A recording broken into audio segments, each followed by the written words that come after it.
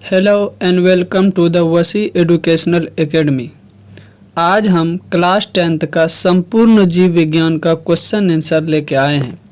यह क्वेश्चन आपके आगामी बोर्ड एग्ज़ाम और जो भी कंपटीशन एग्ज़ाम दीजिएगा उसमें बहुत महत्वपूर्ण साबित होगा।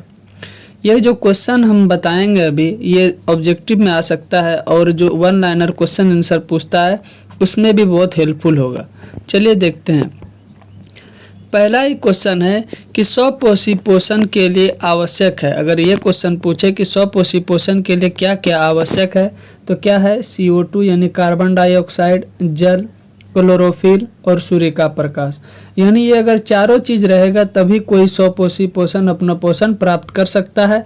यदि कार्बन डाइऑक्साइड, जल, क्लोरोफिल और सूर्य के प्रकाश ये चारों में से कोई भी अगर किसी चीज़ का भी अगर कमी रहा तो वह स्वपोषी पोषण अपना पोषण नहीं प्राप्त कर सकते। तो इस तरह का अगर ऑब्जेक्टिव में क्वेश्चन पूछता है जो पूछा है 2023 में भी और आगे पीछे भी कि स्वपोषी पोषण के लिए क्या आवश्यक है तो क्या क्या आवश्यक है, कार्बन डाइऑक्साइड, जल, क्लोरोफिल और सूर्य का प्रकाश।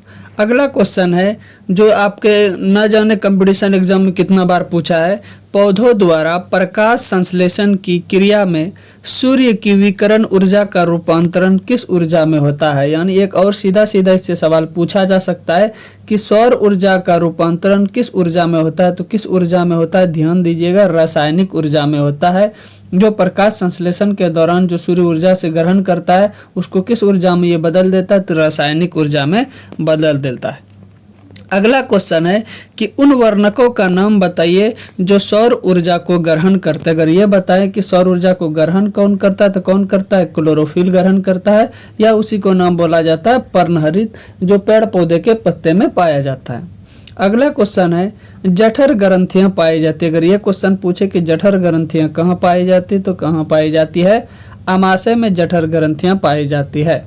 अगला क्वेश्चन है पित्त रस का स्राव होता है। अगर ये क्वेश्चन पूछे कि पित्त रस का स्राव कहाँ से होता है तो कहाँ से होता है, यकृत होता है। यकृत से पित्त रस का स्राव होता है। और अगला अगर ये क्वेश्चन पूछे इसी में कि यकृत से तो पित्त का स्राव होता है, फिर पित्त रस का जमा कहाँ होता है तो वो होता है पित्ताशय में। कहाँ याद रखिएगा, वो होता है पित्ताशय में आपका क्या हो जाता है, जमा होता है। भले ही यकृत उसका स्रावन करता है लेकिन पित्त रस का अगर जमा अगर पूछे कहाँ होता है तो कहाँ होता है, पित्ताशय में। अगला क्वेश्चन देखते हैं कि सबसे छोटी अंतःस्रावी ग्रंथि। अगर ये क्वेश्चन पूछे जो एग्जाम में पूछता है कि सबसे छोटी अंतःस्रावी ग्रंथि कौन है तो कौन है, पिट्यूटरी ग्रंथि। कौन है, पिट्यूटरी ग्रंथि है। और कभी कभी इसका आकार पूछता है तो इसका आकार मटर के दाने के बराबर होता है। अगला क्वेश्चन है घेघा रोग किसकी कमी से होता है। अगर ये क्वेश्चन पूछे, बहुत ही अच्छा क्वेश्चन है कि घेघा रोग किसकी कमी से होता है तो किसकी कमी से होता है, आयोडीन की कमी से होता है। इसलिए बोला जाता है कि हम लोग जो नमक खाए कौन सा नमक खाना चाहिए, आयोडीन युक्त नमक खाना चाहिए। अगला क्वेश्चन है पराग कोश में क्या पाया जाता है। अगर ये क्वेश्चन पूछे कि पराग कोश में क्या पाया जाता है तो क्या पाया जाता है, परागकण पाया जाता है। उल्टा क्वेश्चन आपसे पूछ सकता है कि परागकण कहाँ पर पाया जाता है तो कहाँ पर पाया जाता है, पराग कोश में पाया जाता है। अगला क्वेश्चन है जीवन के लिए कौन से पराक्रम अनिवार्य। अगर ये क्वेश्चन पूछे तो जीवन के लिए जैव परक्रम आवश्यक है। जो हम लोग ये पहला ही चैप्टर है आपके 10th क्लास में जैव परक्रम के नाम से, वही है कि जीवन के लिए कौन से पराक्रम अनिवार्य है तो जैव पराक्रम अनिवार्य है। अगला क्वेश्चन है लार में पाए जाने वाले एंजाइम का नाम बताइए। तो ये क्वेश्चन बहुत बार पूछा गया है। ऊपर में भी जितना हम पता है ये सब क्वेश्चन बार बार एग्जाम में पूछा गया है, चाहे वो कंपटीशन एग्जाम लीजिए चाहे वो आपका बोर्ड एग्जाम लीजिए। तो लार में पाए जाने वाले एंजाइम का अगर बात करें तो लार में एंजाइम पाया जाता है टाइलिन एवं एमाइलेज। याद रखिएगा, दोनों याद रखिएगा, कोई एक ऐसा नहीं कि सिर्फ टाइलिन याद रख लीजिए या कोई एमाइलेज याद रख लीजिए। आपके एग्जाम में दोनों भी पूछ सकता है, अगर सिंगल सिंगल करके भी पूछ सकता है कि लार में पाए जाने वाले एंजाइम का नाम बताइए तो क्या बताना है, टाइलिन एवं एमाइलेज। अगला क्वेश्चन है प्रोटीन के यौगिकों के संश्लेषण के लिए कौन सा तत्व अनिवार्य है तो कौन सा तत्व अनिवार्य है, पेप्सिन। ध्यान दीजिए, प से प्रोटीन और प से पेप्सिन, ये याद रख लीजिएगा थोड़ा, क्योंकि एग्जाम में हो सकता है कन्फ्यूजन हो जाए, तो इससे याद हो जाए कि पॉसिप्रोटीन और पॉसिपेप्सिन बताए थे सर ने, इसीलिए याद रख लेना है कि प्रोटीन के यौगिकों के संश्लेषण के लिए कौन सा तत्व अनिवार्य है, प्रोप्सिन। अगला क्वेश्चन है कि दूध में कौन सा प्रोटीन पाया जाता है या कौन सा तत्व पाया जाता है, तो केसिन पाया जाता है। कभी कभी उल्टा क्वेश्चन पूछता है केसिन किसमें पाया जाता है, तो किसमें पाया जाता है, दूध में पाया जाता है, इसे याद रखिएगा। अगला क्वेश्चन है कि कौन सा हार्मोन रुधिर में शर्करा के स्तर को नियंत्रित करता है। अगर यह क्वेश्चन पूछे कि कौन सा हार्मोन रुधिर यानी रक्त में शर्करा यानी ग्लूकोज के स्तर को नियंत्रित करता है, तो कौन करता है, इंसुलिन। यदि किसी मतलब मानव में इंसुलिन की कमी हो जाता है तो उसमें क्या होता है, शर्करा का स्तर बढ़ जाता है। कभी कभी ये भी क्वेश्चन पूछता है, और शर्करा का स्तर बढ़ता है, इसी तरह बीमारी को कहा जाता है डायबिटीज या शुगर, चीनी रोग बोलते हैं हम लोग। वही चीज है कि किस हार्मोन यानी रुधिर में शर्करा के स्तर को नियंत्रित करता है, वो तो कौन सा हार्मोन है, इंसुलिन नामक हार्मोन है जो रुधिर में शर्करा के स्तर को नियंत्रित करता है। अगला क्वेश्चन है कि किसी एक पादप परजीवी का नाम बताइए, यानी ऐसा परजीवी जो पादप हो, तो कौन है वो, अमरबेल। देखे होंगे आप लोग बबूल के पेड़ पर वो पीला पीला जो लत्तड़ के तरह होता है, वही क्या है, अमरबेल है। तो कभी कभी ये तो पादप परजीवी आपसे पूछ सकता है जंतु परजीवी का नाम बताइए, तो हमारे मतलब सर में रहता है, देखे होंगे जू जिसे ढीला बोलते हैं, या मान लेते फीता कृमि, ये सब जो है ये सब जंतु परजीवी है। लेकिन यहाँ क्वेश्चन पूछा है क्या, पादप परजीवी, तो पादप परजीवी में क्या बताना है, अमरबेल। उम्मीद करते हैं आपको वीडियो अच्छा लग रहा होगा। इस वीडियो को ज़्यादा से ज़्यादा दोस्तों के साथ शेयर करें ताकि उसे भी फायदा हो सके। चलिए देखते हैं आगे क्वेश्चन क्या है। अभी बहुत सारा क्वेश्चन इंपॉर्टेंट सब क्वेश्चन लाए हैं, ध्यान से लास्ट तक जरूर देखिएगा। एक ऐसे जंतु का नाम बताइए जो प्रकाश संश्लेषण क्रिया द्वारा अपना भोजन बनाते हैं। बहुत ही इंपॉर्टेंट क्वेश्चन, जितना भी इंपॉर्टेंट कहा जाए उतना कम, कि अभी तक हम लोग जानते आ रहे हैं कि प्रकाश संश्लेषण सिर्फ और सिर्फ कौन करता था, पेड़ पौधे करता था। लेकिन एक जंतु भी है जो प्रकाश संश्लेषण करता है, तो कौन करता है, उस जंतु का नाम है यूग्लिना। याद रखिएगा, यूग्लिना एक ऐसा जंतु है जो क्या करता है, प्रकाश संश्लेषण करता है। एक शैवाल भी है जो प्रकाश संश्लेषण करता है, वो है नील हरित शैवाल, जो वो भी क्या करता है, प्रकाश संश्लेषण करते हैं। अगला क्वेश्चन है भोजन के कणों को ग्लोटिस में जाने से कौन रोकता है। अगर ये क्वेश्चन पूछे कि भोजन के कणों को ग्लोटिस में जाने से रोकता है, तो कौन रोकता है, एपीग्लोटिस। याद रखिए कौन है, एपीग्लोटिस है जो भोजन के कणों को ग्लोटिस में जाने से रोकता है। अगला क्वेश्चन है श्वसन और दहन, यानी श्वसन का भी है और दहन भी है, कोई एक समानता बताइए दोनों में। कौन सी समानता, अगर बात करें तो दोनों क्या है, ऑक्सीकरण की क्रिया है, यानी दोनों के ऑक्सीजन से संबंधित है। इसीलिए क्वेश्चन पूछता है कि श्वसन और दहन में कौन सी एक समानता है, तो कौन सी एक समानता, दोनों कैसा क्रिया है, ये ऑक्सीकरण की क्रिया करता है।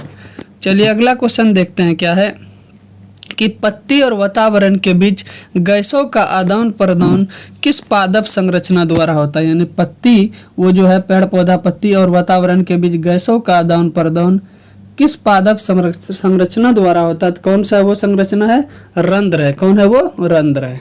अगला क्वेश्चन है कट जाने पर कौन सी कोशिकाएं रक्त का बहना रोक देती है, तो कौन सी कोशिकाएं जो कट जाने पर रक्त को बहना रोक देता है, तो कौन है वो, प्लेटलेट्स है। कौन है वो, प्लेटलेट्स। चलिए अगला क्वेश्चन देखते हैं कि मानव रुधिर के किस ग्रुप को सर्वग्राही कहा जाता है। अगर ये क्वेश्चन पूछे, यानी ऐसा ग्रुप बताना है जो क्या करता है, सर्वग्राही, यानी सभी से ये ले सकते हैं। कौन है ये, ए बी है। कौन है ये, ए बी है जो सभी सर्वग्राही है। एक और पूछता है कि सर्वदाता कौन है। अगर ये क्वेश्चन पूछे कि सर्वदाता कौन है जो सबको दे सकता है, तो वो कौन है, ओ निगेटिव है। ओ निगेटिव एक ऐसा ब्लड ग्रुप है, ये जो है किसी को भी दिया जा सकता है, लेकिन सर्वग्राही यानी सबसे ये ले सकता है, कौन है वो, ए बी है। और सर्वदाता कौन है, ए बी निगेटिव है। जैसे कभी एक क्वेश्चन पूछा है मतलब को कंपटीशन एग्जाम में कि किसी व्यक्ति का अचानक एक्सीडेंट हो जाए और उसे आपको ब्लड देने का जरूरत पड़े, लेकिन आप इतना टाइम नहीं है कि आप उसका ब्लड चेक कीजिएगा फिर जाके रिपोर्ट आएगा, तो उस स्थिति में आपको कौन सा ब्लड दे देना चाहिए, तो कौन सा ब्लड दे देना चाहिए, ओ निगेटिव। क्यों, क्योंकि ये ओ निगेटिव एक ऐसा ग्रुप है जो क्या है, सर्वदाता है, यानी ये सबको सुटेबल हो जाता है। अगला क्वेश्चन देखते हैं क्या है, मनुष्य के हृदय में कितने कोष्ठक पाए जाते हैं। यहाँ से भी बार बार सवाल पूछता है, तो आप लोग कोष्ठक वाला भी याद रखिएगा कि मनुष्य के हृदय में कितने कोष्ठक पाए जाते हैं, तो 4 कोष्ठक पाए जाते हैं। कितना कोष्ठक पाए जाता है, 4 कोष्ठक। एक और क्वेश्चन है जो भी मतलब जो जल और स्थल दोनों पे रहते हैं। जैसे उभयचर का बात किया जाए तो उभयचर में 3 कोष्ठक पाए जाते हैं। कितना कोष्ठक पाए जाते हैं? 3 कोष्ठक। जैसे मेंढक है तो मेंढक में कितना कोष्ठक है? मेंढक एक उभयचर का उदाहरण है, तो इसमें कितना कोष्ठक पाया जाएगा? 3 कोष्ठक। लेकिन इस पर भी एक अपवाद है, मगरमच्छ। यहाँ से आपसे सवाल पूछता है कि मगरमच्छ में कितने कोष्ठक पाए जाते हैं, तो मगरमच्छ पे भी कितना कोष्ठक पाया जाएगा? 4। तो याद रखिएगा क्वेश्चन कि उभयचर में हालांकि 3 कोष्ठक पाए जाते हैं, लेकिन आपको अगर मगरमच्छ में पूछे कितने कोष्ठक पाए जाते हैं तो आप क्या बताइएगा कि मगरमच्छ में 4 कोष्ठक पाए जाते हैं। उम्मीद करते हैं आपको बहुत अच्छा समझ में आ रहा होगा। चलिए देखते हैं आगे क्या है क्वेश्चन कि रक्तचाप को मापने वाला यंत्र का नाम बताइए। अगर ये क्वेश्चन पूछे तो कौन है? स्फैग्मोमैनोमीटर। ये क्या है कि रक्तचाप को क्या करता है? ये मापता है। रक्तचाप को मापने वाला यंत्र का नाम कौन है? स्फैग्मोमैनोमीटर। एक कृत्रिम गुर्दे की कार्य प्रणाली में प्रयुक्त होने वाले प्रक्रम का नाम बताइए। तो कौन है ये? डायलिसिस। यानी किसी का किडनी खराब हो जाता है तो उसको क्या किया जाता है? कृत्रिम गुर्दे की कार्य प्रणाली में प्रयुक्त होने वाले प्रक्रम, तो उसको किस प्रक्रम के द्वारा? डायलिसिस प्रक्रम के द्वारा उसका उत्सर्जन किया जाता है। अगला क्वेश्चन है केचुआ का उत्सर्जी अंग क्या? यहाँ से भी क्वेश्चन पूछता है कि किसका उत्सर्जी अंग कौन का है, तो केचुआ का उत्सर्जी अंग अगर पूछे तो कौन है ये? नेफ्रीडिया है। कौन है? नेफ्रीडिया है। उस पादप हार्मोन का नाम बताइए जो पतझड़ को उत्प्रेरित करता है, तो कौन है वो? ABA, या इसी को बोला जाता है एब्सिसिक एसिड। और एक और क्वेश्चन पूछता है कि कौन सा पादप हार्मोन है जो वृद्धि को रोकता है, तो उस पर भी कौन सा हार्मोन है? यही ABA है। शरीर का प्रमुख समन्वय केंद्र अगर पूछे कि कौन है, तो शरीर का प्रमुख समन्वय केंद्र कौन है? मस्तिष्क को कहा जाता है। अगला क्वेश्चन है किस हार्मोन की अधिकता में रक्त में कैल्शियम की मात्रा अधिक बढ़ जाती है? तो किस हार्मोन की अधिकता में?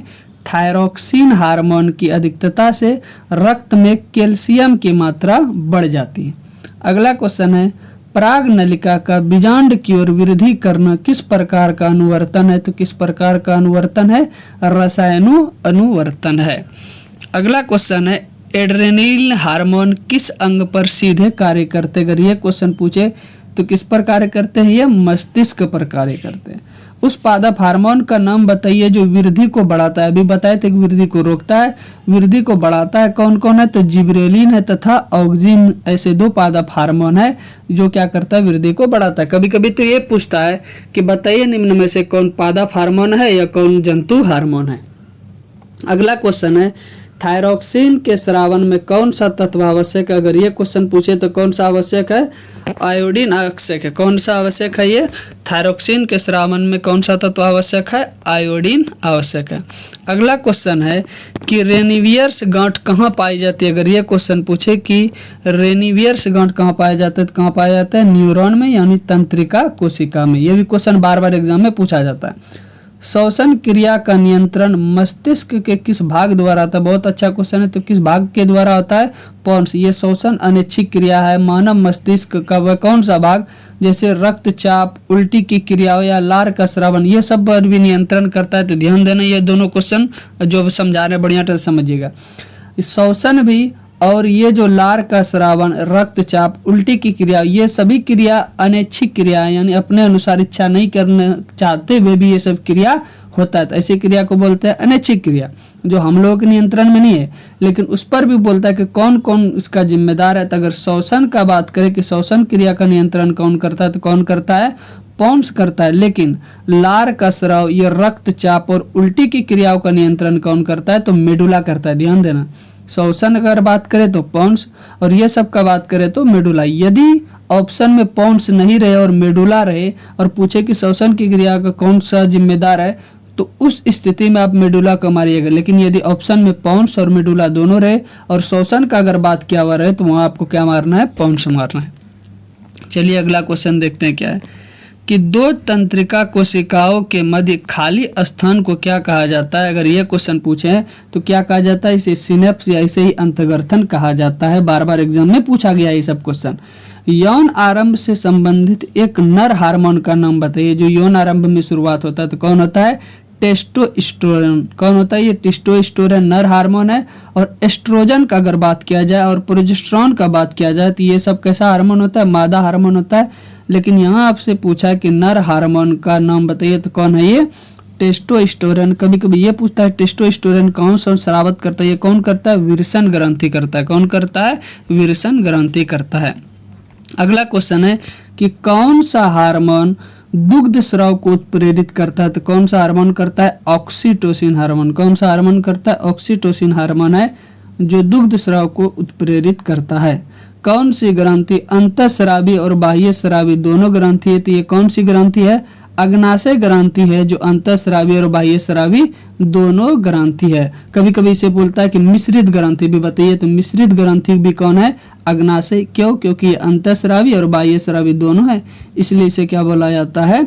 मिश्रित ग्रंथि भी बोला जाता है। अगला क्वेश्चन है किस ग्रंथि को मास्टर ग्रंथि कहा जाता है? तो किस ग्रंथि को? पीयूष ग्रंथि को क्या कहा जाता है? मास्टर ग्रंथि कहा जाता है। अगला क्वेश्चन है कि मानव में निषेचन की क्रिया कहाँ होती है? अगर ये क्वेश्चन पूछे तो कहाँ होती है? ये फैलोपियन ट्यूब में होता है। कहाँ होती है? फैलोपियन ट्यूब में। एकल जीव प्लाज्मोडियम में किस विधि द्वारा जनन होता है? अभी यहाँ से आता है जनन किस किस विधि से, तो ये अगर पूछे कि प्लाज्मोडियम में किस विधि द्वारा जनन होता है तो किस विधि द्वारा होता है? बहुखंडन विधि द्वारा। आपको ये जो ऊपर जितना भी क्वेश्चन गया है ये बार बार आपके एग्जाम में पूछा गया क्वेश्चन है, और जो इम्पोर्टेंट है वही सब हम लाए हैं, एक्स्ट्रा नहीं लाए हैं। इसलिए इस एक वीडियो को आप लोग बार बार जरूर देखेंगे ताकि आपका जितना भी ऑब्जेक्टिव और वन लाइनर क्वेश्चन है जो 1 नंबर और 2 नंबर में पूछा जाता है वो सब आपसे छूटे ना। चलिए आगे देखते हैं और सब क्या क्या क्वेश्चन है जो बहुत इंपॉर्टेंट सब क्वेश्चन है कि किसके द्वारा भ्रूण को माँ के रुधिर से पोषण मिलता है? अगर ये क्वेश्चन पूछे कि भ्रूण को माँ के रुधिर से पोषण मिलता है तो किसके द्वारा मिलता है? प्लेसेंटा के द्वारा मिलता है। किसके द्वारा मिलता है? प्लेसेंटा। अंडाशय, वर्तिका, वर्तिकाग्र पुष्प के किस जनन अंग का भाग है? तो ये सब जो अंडाशय है, वर्तिका है और वर्तिकाग्र है ये पुष्प का भाग है, लेकिन उस पर भी किस पुष्प का है? ये स्त्री केसर का। किस पुष्प का है? स्त्री केसर का है। अब पुष्प में भी 2 तरह का होता है, स्त्री केसर और पुंकेसर। अगर जिसमें दोनों पाया जाता है तो ऐसे पुष्प को कहते हैं उभयलिंगी पुष्पी पौधा, और जिसमें एक ही पाया जाता है या तो स्त्री केसर या पुंकेसर उसे कहते हैं एक लिंगी। इसलिए नीचे एक सवाल है, देखेंगे यहाँ क्या सवाल है कि 2 उभयलिंगी पौधों का नाम बताइए। यानी उभयलिंगी जिसमें स्त्री केसर और पुंकेसर दोनों पाया जाता है तो कौन है वो? सरसों और गुड़हल ऐसा है जो 2 उभयलिंगी पौधे हैं। अब एक लिंगी का अगर बात किया जाए तो कौन है? तरबूज और पपीता ऐसा पौधा है जो क्या है? वो एक लिंगी है। अब यहाँ पर ये तो उभयलिंगी पौधे। अब यहाँ बात करें किन्हीं 2 उभयलिंगी जंतुओं के नाम बताइए, तो कौन कौन है? केचुआ तथा हेड्रा 2 है जैसा जंतु है जो कौन सी है? ये उभयलिंगी है, यानी इसमें नर और मादा दोनों का गुण पाया जाता है। अगला क्वेश्चन है किस वैज्ञानिक को आनुवंशिका का पिता कहा जाता है? अगर ये क्वेश्चन पूछे तो किसे कहा जाता है? Gregor John Mendel. Gregor John Mendel. कभी कभी ये क्वेश्चन पूछता है कि ग्रेगर जॉन मेंडल जो है इसने किस पौधे पर एक्सपेरिमेंट किया था? तो मटर के पौधे पर। किस पौधे पर? मटर के पौधे पर। किस स्थान को मानव का उद्भव स्थान माना जाता है? तो ये किस स्थान को माना जाता है? अफ्रीका को माना जाता है। अगला क्वेश्चन है किसी जीव की जीवनी संरचना क्या कहलाती है? तो क्या कहलाती है? जीनोटाइप। क्या कहलाती है ये? किसी जीव की जीवनी संरचना जीनोटाइप कहलाती है। अगला क्वेश्चन है, अब देखते क्या है कि डीएनए कहाँ पाया जाता है? अगर ये क्वेश्चन पूछे कि डीएनए कहाँ पाया जाता है तो डीएनए पाया जाता है नाभिक में। जीन कहाँ पाया जाता है? तो जीन पाया जाता है डीएनए में। कंफ्यूज नहीं होना, एकदम छोटा छोटा बारीक चीज़ है, इसमें ही आप एग्जाम में जाइएगा कंफ्यूज कर जाएगा, इसीलिए ध्यान से। डीएनए कहाँ पाया जाता है? नाभिक में पाया जाता है। जीन कहाँ पाया जाता है? तो जीन डीएनए में पाया जाता है। अब एक अगला क्वेश्चन है कि समान जीन संरचना वाले जीवों को क्या कहते हैं? तो क्या कहते हैं? क्लोन कहते हैं। क्या कहते हैं? उसे क्लोन कहते हैं। उम्मीद करते हैं आपको ये वीडियो बहुत हेल्पफुल हुआ होगा। इस वीडियो को ज़्यादा से ज़्यादा दोस्तों के साथ शेयर करें ताकि उसे भी फ़ायदा हो सके, और इसी तरह के वीडियो पाने के लिए आप मेरे चैनल के साथ ज़रूर जुड़े। Thank you.